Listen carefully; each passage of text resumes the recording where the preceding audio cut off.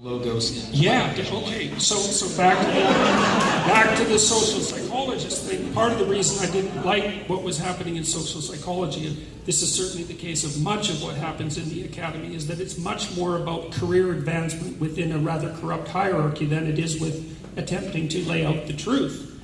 The truth is an ugly thing. Like, if you're a social scientist, you keep finding out things that you don't want to find them out.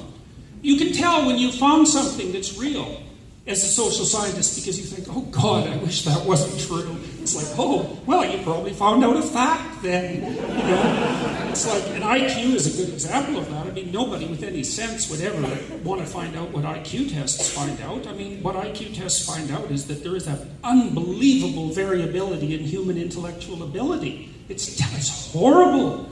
It's horrible. Let me give you an example. So, let's say you have an IQ of 82, okay?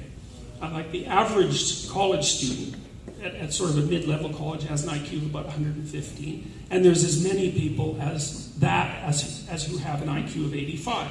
Okay, so you know the approximate numbers there. And so, but we're going to go a little lower than 85, and so 85 is about 15% of the population, and 82 is, say, 12% or something like that. So let's say that's 1 person in 10, which is a lot of people, okay? So now, the United States Armed Forces has been IQ testing since World War I, basically, and they've done a lot of the basic research. And they have their reasons, right? Because what they need to do is screen very large numbers of people under emergency circumstances and sort them into categories of potential competence. It's a big deal. But they also have another issue, which is they need people. It's not easy for the armed forces to recruit. So the armed forces has every reason to overestimate the competence of people. Because if they, let's say you need a minimum level of competence to be in the armed forces, but like you're desperate for people, so you don't want to exclude people unnecessarily. Quite the contrary.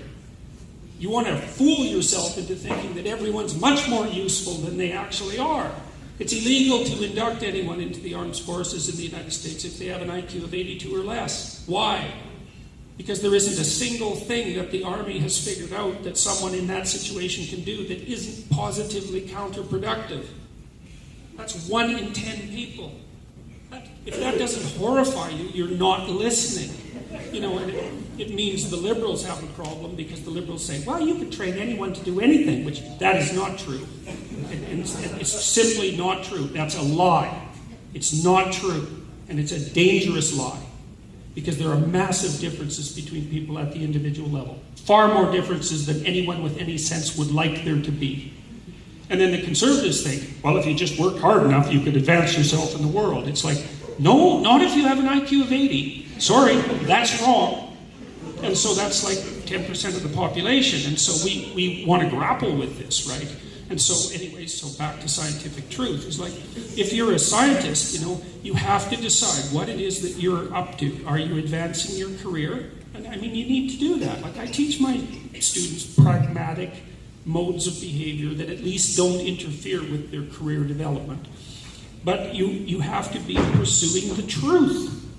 You have to swear to pursue the truth. I mean,